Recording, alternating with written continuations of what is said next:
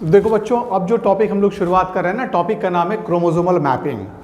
Chromosomal mapping जो अभी हम लोग पढ़ रहे थे, इसमें ड्रोसोफिला के बारे में बताया हम लोग। तो ड्रोसोफिला पे जब टी.एच. मॉर्गन काम कर रहे थे तो उनके साथ उनके एक स्टूडेंट भी काम करना शुरू कर दिए, और उसके बाद वो लोग पूरे के पूरे ड्रोसोफिला में कौन सा जीन कहाँ पे लोकेटेड है उसको वो लोग वर्कआउट किए, है ना। तो टी.एच. मॉर्गन और स्टुअर्ट वर्ट नामक साइंटिस्ट दोनों मिलके क्रोमोसोमल मैपिंग की शुरुआत किए। तो सबसे पहले क्रोमोसोमल मैपिंग है क्या? एक हर इंसान में या हर प्लांट में या हर हम लोग कह सकते हैं ऑर्गेनिज्म में जो भी लिविंग है उनमें क्रोमोसोम्स पाया जाता है। ये जो क्रोमोसोम्स होता है इट कंटेन डीएनए, इसमें डीएनए का कंटेंट होता है। अब ये डीएनए कैसा स्ट्रक्चर होता है? तो हम कहते हैं ये बीडेड स्ट्रक्चर है। एक धागे में हम लोग माला जो होता है ना, हम लोगों के यहाँ माला, उसमें रुद्राक्ष या कोई हमको नट टाइप का स्ट्रक्चर लगा दिखता है और बीच में एक रस्सी लगी रहती है। तुम हूबहू यही मान लो कि यही डीएनए है। तो डीएनए ऐसा स्ट्रक्चर दिखता होगा, 1 2 3 4 हम लोग नेमिंग कर दिए हैं। These are named as a gene, इनको जीन का नाम दे दिया गया। ए से लेके एम तक का हम लोग नाम लिख दिए, अल्फाबेटिकल नाम लिखते चले गए। तो ये जो हम लोग नाम लिख रहे हैं ना, these are the name, hypothetical name of the gene. ये हम लोग हाइपोथेटिकल नेम डाल दिए जीन का। अब ये है क्या? जेनेटिकल मैपिंग क्या, जरा इसको समझना है। जेनेटिकल मैपिंग हमको देखना है कि ये ई वाला जीन ए से कितनी दूरी पे है। द डिस्टेंस ऑफ जीन ई और जीन एफ और जीन एच और जीन के, किसी भी जीन को किसी दूसरे जीन से डिस्टेंस को देखना है, जानना है। और इसी को हम लोग, अगर हमारे पास कोई स्केल होता, इतना बड़ा होता, तब तो हम नाप लेते और कहते ये इतने डिस्टेंस पे, इतने इंच पे है, इतने सेंटीमीटर पे है। बट ये जो स्ट्रक्चर है ये कैसा है? ये बहुत ही छोटा है, माइक्रोस्कोपिक स्ट्रक्चर है। इतना छोटा है कि हम लोग नॉर्मल माइक्रोस्कोप से डीएनए के स्ट्रक्चर को नहीं देख पाते हैं। चूँकि मैग्नीफाइंग है उसको हम लोग को हाई कंट्रास्टिंग माइक्रोस्कोप से देखना पड़ता है, कंपाउंड माइक्रोस्कोप हमको यूज़ करना पड़ता है, फिर हम लोग इसको देख पाते हैं। और ये तो और भी कठिन काम है जीन्स के डिस्टेंस को मेजर करना। तो जेनेटिकल मैपिंग और क्रोमोसोमल मैपिंग दोनों एक ही शब्द हैं, शब्द एक नहीं है, शब्द तो दो अलग अलग हैं, बट दोनों एक ही बात को मीन करते हैं। क्रोमोसोमल मैपिंग में भी हम लोग जीन को ही ढूंढेंगे, है ना। किसको ढूंढेंगे? क्रोमोसोमल मैप में भी हम लोग जीन का लोकेशन ही देखेंगे। और जेनेटिकल मैपिंग शब्द का प्रयोग करते हैं, फिर भी हम लोग जीन को ही देखेंगे। एकदम अच्छे से समझना बच्चों। अब आ जाओ, genes are arranged linearly on the chromosome. कैसे अरेंज होता है? क्रोमोसोम पे एक लाइन से लीनियरली अरेंज्ड है। पहला इंपॉर्टेंट पॉइंट ये हो गया। This sequence and the relative distance between various genes is represented in terms of recombination frequency और crossover value। हम लोग क्या कहते हैं कि इस जीन के डिस्टेंस को जानने के लिए हम लोग रिकॉम्बिनेशन का हेल्प लिए। द सीक्वेंस, ये जो सीक्वेंस है, and relative distance. Relative distance का मतलब समझते हो ना? रिलेटिव डिस्टेंस का मतलब होता है, हम लोग कहते हैं तुम अच्छे हो, ये बुरा लड़का है, ये अच्छा लड़का है। ये क्या चीज़ है? अच्छा और बुरा कोई शब्द ही नहीं है। These are relative. किसी के कंपैरिजन में ये अच्छा है। हम कहते हैं स्ट्रेट लाइन। अब जैसे देखो तो हम ये स्ट्रेट लाइन लिए, ये स्ट्रेट है कि नहीं है? तुम बोलोगे सर तिरछा हो गया। अच्छा हम ऐसे डाल दिए, तुम बोलोगे सर ये स्ट्रेट लाइन है। हम ऐसे ले लिए, ऐसे ले लिए, ऐसे ले लिए, ऐसे ले लिए, सब के सब स्ट्रेट लाइन है। कोई ऐसा नहीं है जो स्ट्रेट लाइन नहीं है। इसका मतलब क्या हुआ? स्ट्रेट लाइन की जब बात कर रहे हैं, ये विथ रिस्पेक्ट टू होता है। ये देखो इस एंगल पे ये भी स्ट्रेट लाइन है, इस एंगल पे देखो ये भी स्ट्रेट, इस एंगल पे देखो ये भी स्ट्रेट लाइन है।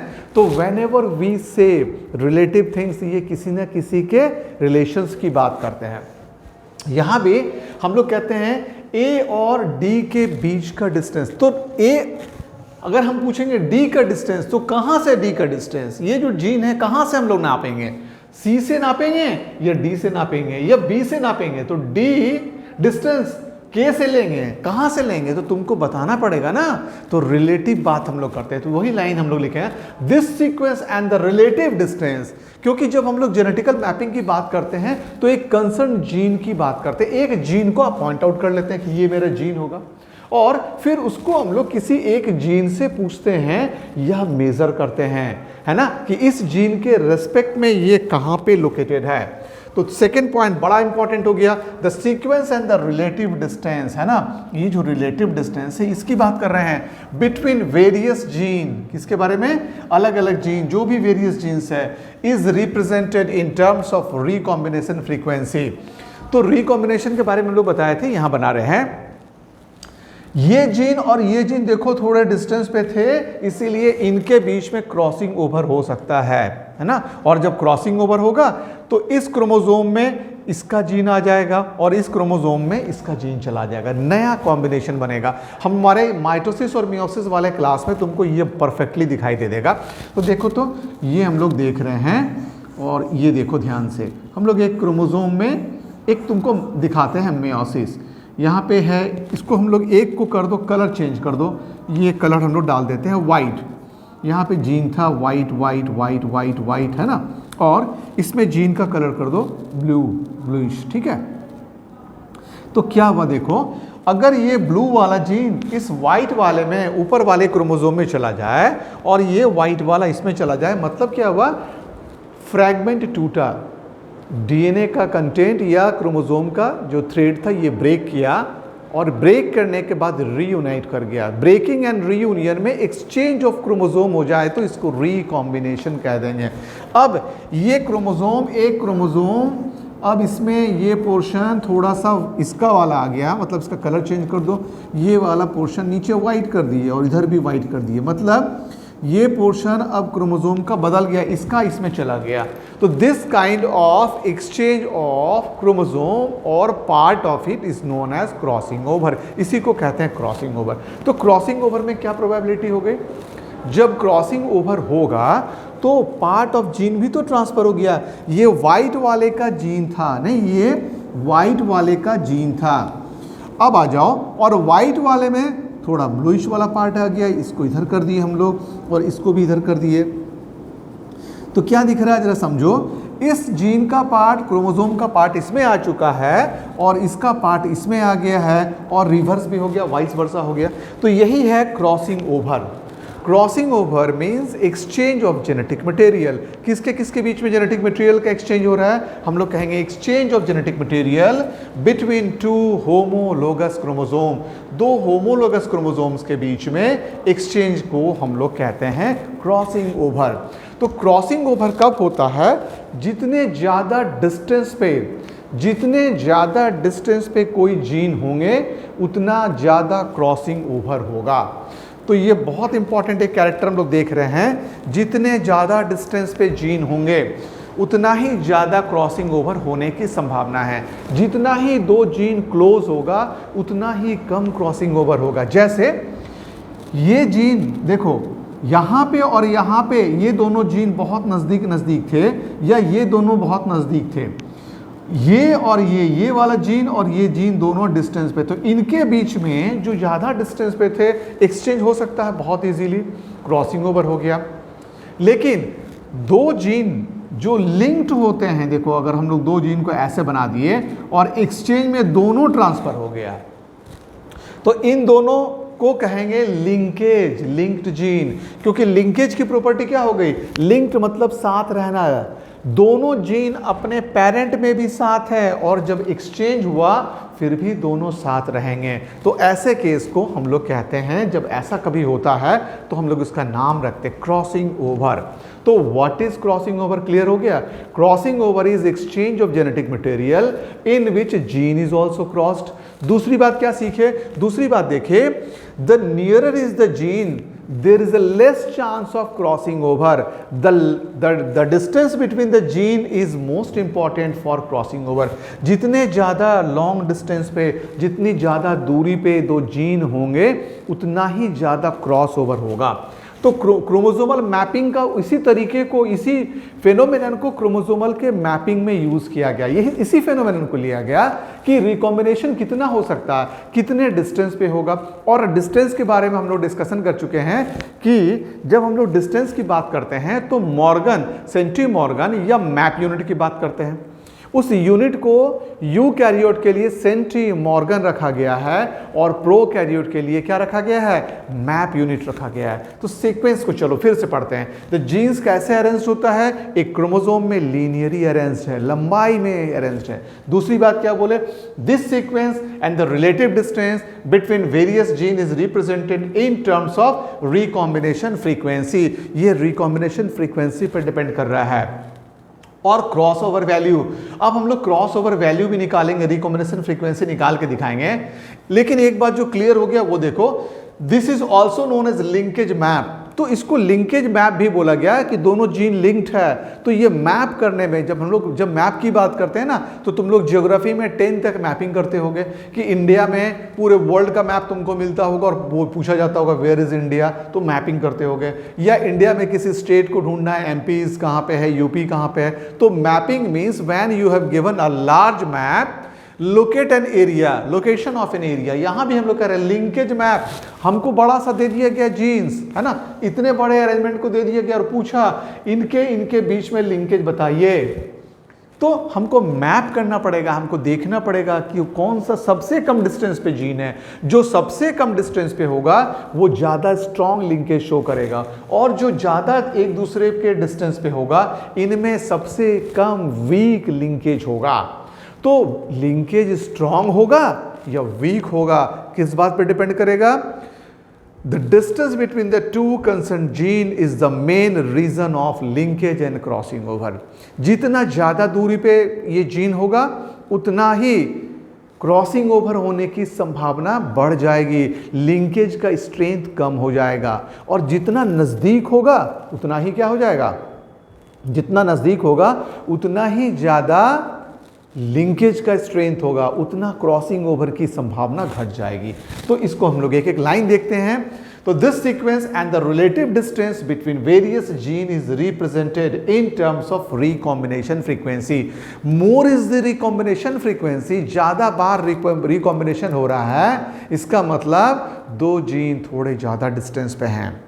क्योंकि रिकॉम्बिनेशन ज्यादा हो रहा है, इसका मतलब इनके बीच में मियोसिस हो जा रहा है, ये फिर से ब्रेक होके अलग हो जा रहे हैं।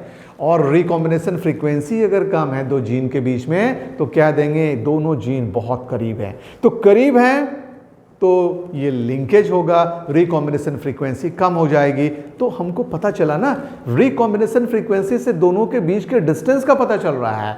बहुत करीब है रिकॉम्बिनेशन नहीं होगा, डिस्टेंस में है रिकॉम्बिनेशन होगा। तो डिस्टेंस में है या कम है, ये डिस्टेंस में होना या कम होना रिकॉम्बिनेशन के फ्रीक्वेंसी पे डिपेंडेबल है। तो ये मेजर करने का तरीका हो गया, मैपिंग करने का तरीका हो गया। क्लियर हो गया ना। अब नेक्स्ट लाइन देखो, तो this sequence and the relative distance between various gene is represented in terms of, हम लोग क्या देंगे, रिकॉम्बिनेशन फ्रीक्वेंसी और क्रॉस ओवर वैल्यू। इसको हम लोग COV के नाम से, रिकॉम्बिनेशन को ना क्रॉस ओवर वैल्यू के नाम से भी जानते हैं। अब जरा आते हैं दूसरे पॉइंट पे, this is also known as linkage map of chromosome. ये क्वेश्चन, लिंकेज मैप क्या है क्रोमोसोम में, तो ये कुछ नहीं है, ये वही बात है जो हम लोग अब पढ़ रहे हैं, दो जीन के बीच के डिस्टेंस को लोकेट करना ही ये कहलाएगा लिंकेज मैप। डिस्टेंस और cross over units are called centimorgan. Distance और क्रॉस ओवर यूनिट को हम लोग किस यूनिट में डाल दिए, सेंटीमॉर्गन। ये जो यूनिट को हम लोग यूज किया गया था, स्टुअर्ट वेंट नामक साइंटिस्ट अपने, इनके जो हम लोग कह सकते हैं टीचर थे, वो थे TH Morgan, Thomas Hunt Morgan. उन्हीं के नाम पे इन्होंने सेंटीमॉर्गन यूनिट को बनाया। और सेंटीमॉर्गन किस में यूज करते हैं, यूकैरियोट में। ये तुम्हारा एक अच्छा क्वेश्चन हो सकता है नीट का। और मैप यूनिट किस में यूज करते हैं, प्रोकैरियोट में यूज करते हैं। ये नीट का बहुत अच्छा क्वेश्चन हो सकता है, अच्छा नहीं बहुत अच्छा क्वेश्चन हो सकता है। नेक्स्ट आ जाते हैं, रिकॉम्बिनेशन फ्रीक्वेंसी कैसे निकालते हैं हम लोग, एक तरीका देखते हैं। रिकॉम्बिनेशन फ्रीक्वेंसी निकालने के लिए नंबर ऑफ रिकॉम्बिनेंट, मान लो एक क्रॉसिंग ओवर हुआ, कितना रिकॉम्बिनेंट बना, हमको टोटल नंबर ऑफ ऑफस्प्रिंग का पता रहता है। तो टोटल नंबर ऑफ ऑफस्प्रिंग मान लो कि 100 है और नंबर ऑफ रिकॉम्बिनेंट 10 मिला, तो 10/100 मल्टीप्लाई बाय 100, इससे तुमको रिकॉम्बिनेशन फ्रीक्वेंसी मिल जाएगा, है ना। तो हम लोग अभी एक जैसे यूनिट ले लिए, क्या बोले हम लोग कि सपोज करो recombination frequency, number of recombinant हमको 10 मिला और टोटल नंबर ऑफ स्प्रिंग 100 है। 100 ऑफ स्प्रिंग में 10 में नया रिकॉम्बिनेंट यूनिट मिला, तो 10 मल्टीप्लाई बाय 100/100, तो 10% रिकॉम्बिनेशन फ्रीक्वेंसी कितना हो जाएगा 110। हम लोग क्रॉस करेंगे 10 बचेगा, 10% इज द रिकॉम्बिनेशन फ्रीक्वेंसी। तो रिकॉम्बिनेशन फ्रीक्वेंसी या क्रॉस ओवर वैल्यू निकालने का ये एक फॉर्मूला बन गया, number of recombinant by number of spring multiply by 100। अब क्या करेगा एग्जाम में, जरा देखो नीट के एग्जाम में इनमें से कोई 3 में से 2 वैल्यू तुमको दे देगा देयर इज अ जीन और there is a organism in which total number of offspring produced is 1000 and recombination frequency is, कोई एक डिजिट दे दिया, what is the number of recombination. तो एकदम क्लियर कट है, जो बच्चा ये फॉर्मूला नहीं जानेगा ये नहीं बना पाएगा। हम बता रहे थे पूरे बायो में, पूरे क्लास को ऑब्जर्व करने के बाद तुमको याद करने वाली चीज़ें बहुत कम मिलेगी। नहीं, मेरे क्लासेस को अगर तुम ऑब्जर्व कर रहे हो तो याद करने वाली चीज़ें बहुत कम मिलती हैं, क्योंकि हम पूरे बायो में बॉटनी जैसे टफ पेपर में जहाँ पे लोग कहते हैं रटना पड़ेगा, मेरे क्लास के बाद बच्चे बोलते हैं कुछ नहीं है, बड़ा मज़ा आ गया, समझ में आ गया और याद हो गया। स्टोरी इतनी होती है कि याद हो जाता है। The recombination frequency depends upon the distance between the gene। जितनी बात को समझाए हैं उसी को फिर लिखे हैं और इसी से फिर तुमको कोरिलेट करना है। रिकॉम्बिनेशन फ्रीक्वेंसी, कितना फ्रीक्वेंसी में रिकॉम्बिनेशन हो रहा है, कितनी तेजी से हो रहा है, ये किस पे डिपेंड कर रहा है, ये डिपेंड करता है डिस्टेंस कितना है। डिस्टेंस ज़्यादा है रिकॉम्बिनेशन ज़्यादा होगा, डिस्टेंस बहुत कम है रिकॉम्बिनेशन भी कम होगा। तो डिस्टेंस कम होगा रिकॉम्बिनेशन कम होगा, डिस्टेंस ज़्यादा होगा रिकॉम्बिनेशन होने की प्रोबेबिलिटी ज़्यादा होगी। फिर देखो, if the distance between the gene is lesser the chances of crossing over is also less, hence recombination frequency is also less. उसी बात को हम लोग लैंग्वेज में कन्वर्ट कर रहे हैं, नहीं कि जितना डिस्टेंस कम होगा उतना रिकॉम्बिनेशन कम होगा, उतना ही फ्रीक्वेंसी ऑफ रिकॉम्बिनेशन हम लोग कम कह देंगे। मतलब दोनों जीन जितना क्लोज होगा रिकॉम्बिनेशन उतना कम होगा, दोनों जीन जितना ज़्यादा दूरी पे होंगे रिकॉम्बिनेशन उतना प्रोबेबिलिटी उसकी बढ़ जाएगी। फिर आते हैं, इसका मतलब क्या है, recombination frequency is directly proportional to the distance between the gene. नहीं, रिकॉम्बिनेशन फ्रीक्वेंसी दो जीन के डिस्टेंस पे डायरेक्टली प्रोपोर्शनल है। एकदम डायरेक्ट क्वेश्चन, नीट का डायरेक्ट क्वेश्चन, हिट करता हुआ क्वेश्चन हमको जब हम लोग पढ़ रहे होते हैं तो हम 12th और नीट दोनों के बारे में आपको बता रहे होते हैं। ये 12th का पोर्शन नहीं है, ये तुम्हारे 12th में नहीं है क्रोमोसोमल मैपिंग, है ना। बोर्ड, किसी भी स्टेट के बोर्ड के लिए ये नहीं है। ये टॉपिक पूरा का पूरा नीट का टॉपिक है। नीट पे हम लोग कंसंट्रेट कर रहे हैं और पूरे सिलेबस को हम लोग बहुत अच्छे से छोटे छोटे हम लोग कह सकते हैं कि हमारा जो वीडियोस है ये 40 मिनट्स 45 मिनट्स का जो वीडियोस बना हुआ तुम देख रहे हो ना, छोटे छोटे बट सीक्वेंस में है, सारा सीक्वेंस में तुमको मिल रहा होगा। और सबसे अच्छी बात ये होगी, हर टॉपिक पे जैसे ही खत्म होता है इसके बाद हमारे पास क्वेश्चंस का सेट आना शुरू हो जाएगा। मतलब हम लोग क्वेश्चंस हर टॉपिक पे अच्छे 50-100 क्वेश्चंस हम लोग सॉल्व करेंगे, है ना। उससे क्या होगा, हम कितना परफेक्ट पढ़े, when we will solve the objective question only then we will know how much perfectly we are knowing the syllabus और how much perfect we are on our topic. जितने परफेक्शन होंगे, जितने क्वेश्चंस बनाएंगे उतना ही ज़्यादा perfect हो जाएंगे। तो ये बहुत ध्यान रखना है हम लोगों को। और जैसे मान लो कोई बच्चे अभी जिनका बोर्ड है, वो टॉपिक देखो और हम तुरंत कहेंगे अब तुमको ये टॉपिक पढ़ने की ज़रूरत नहीं है। हम जहाँ भी आउट ऑफ सिलेबस गए हैं, हम शुरू में ही बता रहे हैं this is out of syllabus, not for 12th examination. ये पोर्शन फिर हम लोग कह रहे हैं ये 12th के लिए नहीं है, आपको सिर्फ और सिर्फ ये कॉन्सेंट्रेट करना है नीट के एग्जाम के लिए। तो बोर्ड वाले बच्चे अपने समय को नहीं बर्बाद करेंगे, वो इस टॉपिक को स्किप करेंगे और आगे निकल जाएंगे। फिर हम लोग आते हैं, इसी बात को हम लोग एक एग्जाम्पल के रूप में चलते हैं, तो हम लोग क्या बोल देंगे, directly proportional to the distance between the gene. किसकी बात बोल रहे हो, रिकॉम्बिनेशन फ्रीक्वेंसी की बात कर रहे हैं। रिकॉम्बिनेशन फ्रीक्वेंसी है ना, RF लिख सकते हैं इसको हम लोग, RF, ये डायरेक्टली प्रोपोर्शनल टू हो जाएगा distance between the two gene या कंसर्न जीन।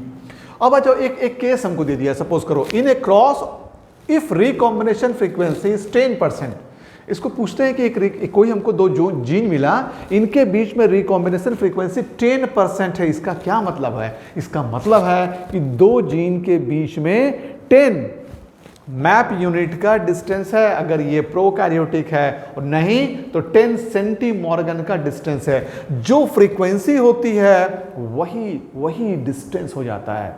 एकदम स्ट्रेट फॉर्मूला निकला, जो फ्रीक्वेंसी होगी किसकी? रिकॉम्बिनेशन की, वही दो जीन के, उन दोनों जीन की बात कर रहे हैं, वही उन दोनों जीन के बीच का डिस्टेंस हो जाएगा।